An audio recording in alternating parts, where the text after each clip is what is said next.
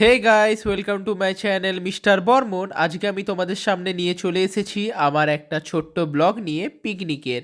চলো কথা না বাড়িয়ে শুরু করা যাক। আসলে তাড়াহুড়োর জন্য সেরকমভাবে কোনো ভিডিও করা হয়নি। সকালবেলায় আমরা সকাল 5টা নাগাদ বেরিয়েছি আর এখন প্রায় 6:30 বাজতে যাচ্ছে। শহর জুড়ে যেন প্রেমের মৌসুম, আলোতে মাখামাখি আমার গ্রিন রুম। কখনো নেমে আসে অচেনা প্যারাশুট, তোমাকে ভালোবেসে আমার চিরকুট।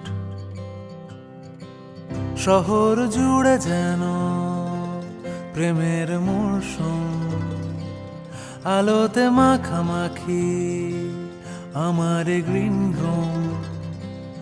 কখনো নেমে আসে অচেনা প্যারাশুট, তোমাকে ভালোবেসে আমার চিরকুট। কলকাতা, তুমিও হেঁটে দেখো কলকাতা, আমরা ফাইনালি আমাদের পিকনিক প্লেস ইকো পার্কে আমরা চলে এসেছি। এবার চলো ইকো পার্কের ভিতরে যাওয়া যাক। তুমিও ভেবে দেখো ফাইনালি আমাদের টিকিট কাটাও কমপ্লিট। যাবে আমার সাথে।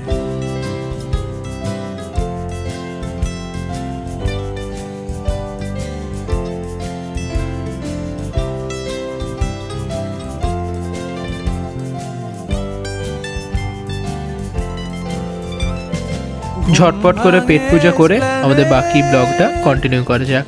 খোলা ভাঙে চিনে বাদাম, ইকো পার্কটা ঘোরা যাক। আর কলকাতার ইকো পার্ক তো একদিনে ঘোরা কখনোই পসিবল নয়। দেখা যাক আমরা কতটা কভার করতে পারি। ঘোরার সুবিধার জন্য আমরা এখান থেকে দুটো সাইকেল নিয়ে নিই যাতে আমাদের সুবিধা হয়। হ্যালো গাইস, আমরা এখন সাইকেল রাইডিংয়ে বেরিয়েছি। বাট হ্যান্ডেল করতে হবে। আমার সাথে এখন আছে চিজ বর্মন স্যার, একটু পেছনে এগিয়ে দিন। পেছনে আছে শুভ আর এমকে।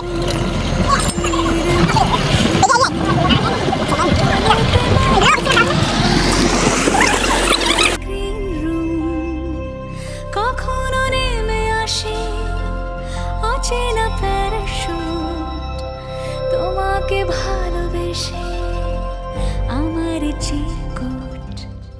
কলকাতা, তুমিও হেঁটে দেখো কলকাতা, তুমিও ভেবে দেখো কলকাতা, তুমিও হেঁটে দেখো কলকাতা, তুমিও ভেবে দেখো যাবে কি না যাবে আমার সাথে।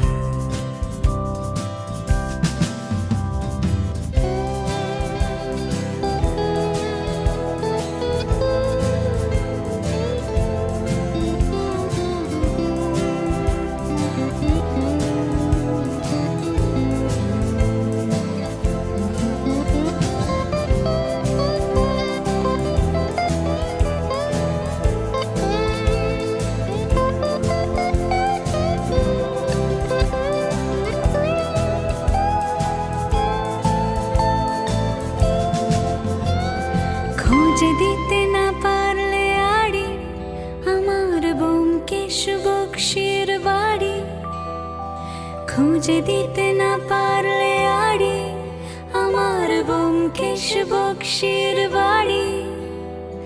তবে তোমার কথা কলকাতা কলকাতা সব কিছু মেনে নিতে পারি। কেন এ অসম্ভবে ডেকে আনো আমাকে, ছুঁয়ে থাকো হাতটাকে, কবিতার ছাদটাকে।